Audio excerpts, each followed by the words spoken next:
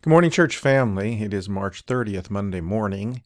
Just want to give you our Monday morning update after our services yesterday. We had a great day yesterday. A lot of folks attending by means of our YouTube channel, by means of Facebook Live. A lot of people watching our services. In fact, it might well be that yesterday was our highest attended service ever as far as people listening to, watching, and participating in our messages. Which is a fascinating thing that God can use even a time like this to get his word out, a gospel message. I do believe it was the highest attended service ever, unless many of you are watching twice, which I think it was a good message, but I don't think it was that good. Anyway, so we're so glad to have you here and with us this morning. There's just a passage of scripture I'd like to take you to this morning. It's 1 John chapter 4, verse 7. It says, "Beloved, let us love one another. For love is of God, and every one that loveth is born of God, and knoweth God." In our message last night in Equip You, Pastor James gave some ideas on how we can minister to one another and how we can reach out to one another in this time, which gives us a great opportunity to show love toward each other. Some folks have been asking, why aren't we doing services? Why are we letting the government tell us what to do? Well, first of all, we're not letting the government tell us what to do. We're taking the advice of health professionals regarding this pandemic. And we're acting not on the basis of fear or on the basis of submitting to government, but on the basis of love. Our goal is to protect our congregation, especially those in our congregation whose health might be most vulnerable.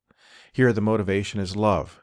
Even the recommendations of governmental leaders are not based upon religious persecution or trying to stamp out Christianity. In fact, we're seeing people in places of influence looking to faith now more than ever. So to create a fight in this type of environment would be unwise. In fact, it would be downright foolish.